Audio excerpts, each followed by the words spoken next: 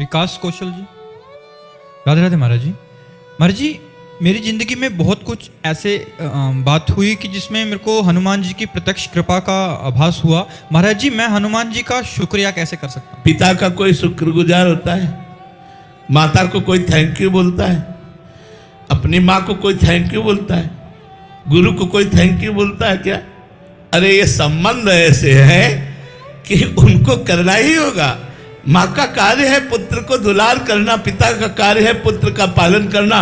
ऐसे जितने भगवान के स्वरूप हैं, इनको हमें धन्यवाद देने की जरूरत नहीं। हम उनके बच्चे हैं, हम उनके अंश हैं। वो हमारी सहायता नहीं करेंगे तो कौन करेगा सहायता? बस हम उनके हैं, यही बात हमारी बैठ जाए। और कोई हमारा नहीं है, वही हमारे हैं, ये बात हमारे हृदय में बैठ जाए। इसी से हनुमान जी, राम जी, कृष्ण जी, जो भी नाम आप लोग सब प्रसन्न हो जाएंगे। हम उनके हैं, ये ठसक बनी रहे, मैं उनका हूँ, बस उनके हूँ, बस इसी से बात हो जाए। और उनको हम क्या दे सकते हैं? अनंत ब्रह्मांडों का सृजन करके अपने आप से अपने आप में खेलने वाले को हम क्या दे सकते हैं? हम उनके हैं, बस इतना हमारी बात समझ में आ जाए।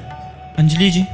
राधे राधे महाराज जी। महाराज जी, आपके द्वारा बताया गया है कि मैं शरीर नहीं हूँ, ये जानती हूँ, परंतु इसकी अनुभूति के लिए क्या प्रयास करना चाहिए? निरंतर नाम जप करो।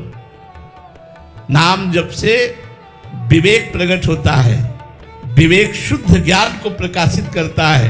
तो जैसे हम जगने पर जान पाते हैं कि स्वप्न का शरीर मिथ्या था, जैसे स्वप्न में हम जल में डूब रहे हैं या हमें कोई मार रहा है, उस समय हम कष्ट पा रहे हैं, लेकिन जब जगे तो ना वो स्वप्न का शरीर था, ना वो स्वप्निक कष्ट था, वो सब झूठा नजर आया। ऐसे उमा कहूँ मैं अनुभव अपना, सत हरि भजन जगत सब सपना।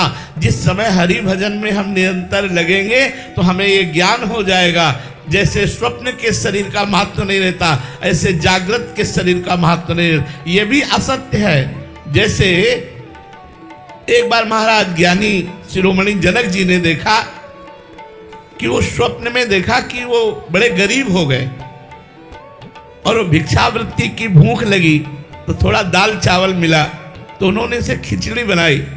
वो खिचड़ी अभी पक भी नहीं पाई थी कि दो सांड लड़ते हुए आए और पूरी खिचड़ी फैल गई। उन्होंने कहा अब क्या होगा? इतने में आंख खुली तो देखा राजमहल में। उन्होंने कहा यह सत्य कि वो सत्य? ये राजमहल में पलंग पर सोया हुआ स्थूल शरीर इतने सुखपूर्वक, और अभी जो भूखा जनक भिक्षा मांग करके खिचड़ी पका रहा था, वो सत्य या ये सत्य? अब सभा में जाकर के जिस विद्वान से पूछते कि ये सत्य कि वो सत्य, तो कोई उत्तर न दे पाता, क्योंकि ये और वह का लक्ष्य नहीं समझ पाते। अष्टावक्र जी महाराज को जब पता चला कि हमारे पिता को नजर कैद कर लिया गया है उत्तर ना देने पर, तब वो पहुंचे। बालक ही थे और बहुत बड़े ज्ञानी महात्मा थे। जे ही जनक की सभा में पहुंचे तो पूरी सभा देखकर हंस दिया। तो उनका जनक, मैंने तो सुना था तुम्हारी सभा ज्ञानियों की सभा है, लेकिन यहां तो सब अज्ञानी बैठे हुए हैं, क्यों? जनक जी ने कहा ऐसा क्यों आप सभा के लिए? बोले हंसे क्यों? तो सबने कारण बताया कि आप 8 जगह से टेढ़े हैं, अष्टवक्र हैं, चलने में 8 जगह, इसलिए हंसी आ गई। तो बोले चमड़ी को देखना, मांस को देखना, हड्डी को देखना, ये ज्ञानियों का लक्षण नहीं है, या ज्ञानियों का ही लक्षण है। इसलिए तुम्हारी सभा में कोई भी ज्ञानी नहीं। किसी ने आत्मा को देखा, शरीर को देखकर हंसी उड़ा दी, इसलिए तुम में से कोई ज्ञानी नहीं। बोल जनक, तुम्हारा प्रश्न क्या है? उन्होंने कहा यह सत्य कि वह सत्य। उन्होंने कहा ना ये सत्य ना वो सत्य।